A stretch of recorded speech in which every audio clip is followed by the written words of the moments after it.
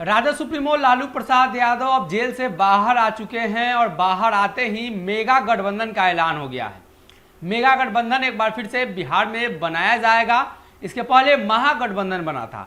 महागठबंधन कुछ ही दिनों तक चला, जिसके बाद ये गठबंधन टूटकर अलग अलग टुकड़ों में बंट गया। एनडीए इंटैक्ट रही, लेकिन महागठबंधन टूटा और दो खेमे में बटा, जिसमें दूसरी तरफ उपेंद्र कुशवाहा, ओवैसी सहित कई अन्य पार्टियां मौजूद थी। अब तो कहा जा रहा है कि महागठबंधन भी लगभग टूट चुकी है, जो तेजस्वी यादव का खेमा था। कांग्रेस अलग ही चुनाव लड़ रही है, सीपीआई और जो वाम दल हैं वो साथ में चुनाव लड़ रहे हैं। लेकिन अब लालू प्रसाद यादव के जमानत के बाद एक बार फिर से मेगा गठबंधन की तैयारी प्रतिपक्ष के नेता तेजस्वी यादव कर रहे हैं। लालू प्रसाद यादव इसकी अध्यक्षता करेंगे। हालांकि आज जो कार्यक्रम किया जाना है, इफ्तार पार्टी का आयोजन होगा। इस आयोजन में कई चीजें देखने को मिलेंगी, लेकिन आज ही इस मेगा गठबंधन की शुरुआत हो जाएगी। बिहार में मेगा गठबंधन को लेकर जो दल हैं वो सभी एक साथ आएंगे। कौन कौन से दल हैं, कौन कौन से नेता हैं शामिल होने वाले, ये तमाम चीजों पर चर्चा हम इस खबर में करेंगे। लेकिन सबसे पहले दावते इफ्तार को लेकर आज राबड़ी देवी का सरकारी आवास सज चुका है और इस सजे हुए आवास को देखने और दावते इफ्तार में शामिल होने बिहार के तमाम नेता पहुंचेंगे। मुख्यमंत्री नीतीश कुमार की भी चर्चा है, लेकिन चर्चा का विषय उस मेगा गठबंधन में शामिल होने वाले लोग होंगे। ये बड़ा आयोजन है। इसके पहले कई सालों से ये आयोजन नहीं हुआ था। लालू प्रसाद यादव इस आयोजन को बहुत पहले किया करते थे, लेकिन बाद में इस आयोजन पर रोक लगा दी गई, यानी राजद के द्वारा रोक लगाई गई। ये आयोजन रुक गया। एक बार फिर से अभी चुनाव में तेजस्वी यादव को जीत मिली है तो वो गदगद हैं, लेकिन एमवाई समीकरण की भी बातें हैं। तो कहीं ना कहीं इफ्तार पार्टी के बहाने मुस्लिमों को अपने पाले में करने की कवायद तेज होती है। राजद का तो समीकरण ही है, प्राकृतिक गठबंधन है। अब इसमें नए लोग जुड़ेंगे। नए लोग में कई नाम शामिल है। पहला नाम मुकेश सहनी का, दूसरा नाम चिराग पासवान का, तीसरा नाम शरद यादव के पुत्र जो अब पटना थोड़ी देर में पहुंचेंगे उनका, और बाहर से समर्थन को लेकर पप्पू यादव, कांग्रेस, ये तमाम दल है। लेकिन सीधा सीधा माना जाए कि इस मेगा गठबंधन से बिहार की राजनीति पर असर क्या पड़ेगा और इतने वोट प्रतिशत एक साथ जुड़ेंगे तो तेजस्वी को मुख्यमंत्री बनने से कोई रोक पाएगा? ये तमाम सवाल उठ रहे हैं। इन्हीं सवालों का हम जवाब देंगे। शुरुआत मुकेश सहनी से करते हैं। मुकेश सहनी अभी 18% वोट बोचहा में लाए हैं। 8% का वो दावा करते हैं बिहार में, लेकिन उन्हें वोट आई 18%। उनका मानना है कि वो जिस गठबंधन में जाएंगे उसकी सरकार बनाएंगे। साबित भी हुआ है। एनडीए गठबंधन में वो शामिल थे और एनडीए की सरकार बनी। ऐन मौके पर तेजस्वी यादव से हटे। तेजस्वी की सरकार थोड़े से जो विधायक की कमी हुई, जिसको लेकर उनकी सीटें घटी और कई जगहों पर कुछ अंक के मार्जिन से वो हार गए। मुकेश सहनी की चर्चा इसलिए भी है कि भाजपा ने अब उन्हें बाहर का रास्ता दिखा दिया है। जदयू लगातार मुकेश सहनी पर बोलने से बच रही है, लेकिन सहनी का अब मन तेजस्वी यादव से मिल रहा है। हालांकि उन्होंने तेजस्वी के नेतृत्व को स्वीकारने से इनकार कर दिया है। लालू यादव के नेतृत्व को स्वीकार रहे हैं। तो लालू यादव छूट भी चुके हैं जेल से।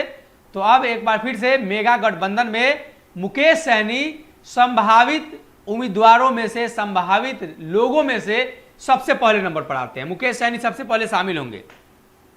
दूसरे नंबर पर चिराग पासवान की चर्चा करेंगे। चिराग पासवान और चाचा पशुपति पारस के बीच लड़ाई काफी है। अब इस लड़ाई में भाजपा कोई इंटरेस्ट नहीं दिखा रही है, लेकिन नीतीश कुमार काफी इंटरेस्टेड है और चिराग पासवान नीतीश कुमार पर भी हमलावर है। यानी जदयू लोजपा आर में इंटरेस्टेड है और लोजपा आर जदयू में इंटरेस्टेड है। चाचा पशुपति पारस लगातार चिराग पासवान पर आरोप लगा रहे हैं। चिराग पासवान के पास भी 14 से 15% वोट बैंक है बिहार में और मुकेश सहनी 8 का दावा कर रहे हैं। ऐसे में 14 और 8 लगभग 22% वोट बैंक हो जाता है। अब एक बार फिर से आगे चर्चा करेंगे। तेजस्वी का पुराना समीकरण एमवाई, मुस्लिम और यादव समीकरण मिलाकर लगभग 30% होता है। 30 और 22 52% के आसपास तेजस्वी के पास वोट बैंक हो जाएंगे। फिर से एक बार नए समीकरण तेजस्वी यादव ने बनाए हैं जिसमें भूमिहारों का साथ मिला है। अगर उस समीकरण को साध लेते हैं जो 6 से 7% वोट फिर से एक बार तेजस्वी यादव की हो जाएगी, यानी लगभग 55% वोट के मालिक हो जाएंगे तेजस्वी यादव इस मेगा गठबंधन के माध्यम से। और लालू प्रसाद यादव बड़े दूर से सोचते हैं। लालू प्रसाद यादव ने इस मेगा गठबंधन की जो आंतरिक रूप से घोषणा कर दी है और आज इफ्तार पार्टी में कहीं ना कहीं ऑफिशियली अगर लालू यादव पटना होते तो इस बात की घोषणा हो जाती और चिराग तेजस्वी और सहनी का हाथ एक हाथ में लालू प्रसाद यादव रखकर ऐलान भी कर सकते थे। लेकिन लालू प्रसाद यादव अभी पटना में नहीं है, तो माना यह जा रहा है कि ये नींव है। अब इसमें पानी दिया जाएगा, खाद दिया जाएगा। 2024 तक ये जो पौधा है मेगा गठबंधन का बड़ा होगा तो भाजपा के खिलाफ लड़ाई लड़ने में काफी सहयोग करेगा। अब वही बात करें पप्पू यादव की, तो पप्पू यादव लगातार सरकार यानी भाजपा के खिलाफ खासकर हैं। पप्पू यादव का मानना है कि भाजपा देश में सांप्रदायिक ताकतों के साथ आगे बढ़ रही है। कांग्रेस लगातार इस बात का एहसास करा रही है राजद को और कांग्रेस के नेता लगातार इस बात को कह रहे हैं कि लालू प्रसाद यादव अच्छे राजनेता थे, तेजस्वी यादव में थोड़ी सूझबूझ की कमी है। लेकिन 24 के चुनाव में गठबंधन राजद और कांग्रेस का रहेगा, इसलिए कि कांग्रेस देश में बड़ी पार्टी है। प्रधानमंत्री उम्मीदवारी को लेकर कांग्रेस ही ऐसी पार्टी है जो भाजपा के सामने टिक पाएगी। बात लोकसभा चुनाव की जब होगी तो राजद और कांग्रेस साथ में चुनाव लड़ेंगे, इस बात पर लालू प्रसाद यादव हो कांग्रेस के नेता हो कह चुके हैं। यानी कांग्रेस भी इस गठबंधन में शामिल है। मतलब सीधा समझे तो राजद का 60% के आसपास जो वोट बैंक होगा वो वोट बैंक तेजस्वी को मुख्यमंत्री बनाने के लिए काफी होगा। लेकिन बार बार अलग अलग समीकरण अलग अलग लोगों को जोड़कर भी तेजस्वी मुख्यमंत्री नहीं बन रहे हैं। मतलब कहीं ना कहीं आंतरिक त्रुटियां हैं। महागठबंधन किस तरीके से विखंडित हुआ, कहा जाता है कि तेजस्वी यादव की हठधर्मिता, तेजस्वी यादव की चलन की वजह से, लालू प्रसाद यादव की बात नहीं मानने की वजह से गठबंधन टूटा।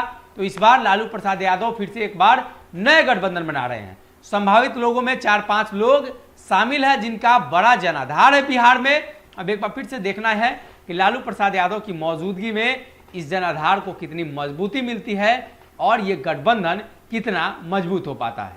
अगर ये वीडियो पसंद आई और वह बिहार के राजनीति और बिहारियत से सरोकार रखेनी तो सब्सक्राइब बटन दबा के चैनल के सब्सक्राइब कर ली।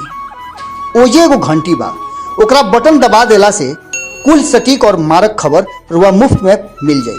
अगर रुआ पत्रकारिता के हमनी के नया प्रयोग में सहयोग कर चाहतानी तो ज्वाइन बटन दबा दी। पेटीएम नंबर नोट कर ली 9386816700। धन्यवाद।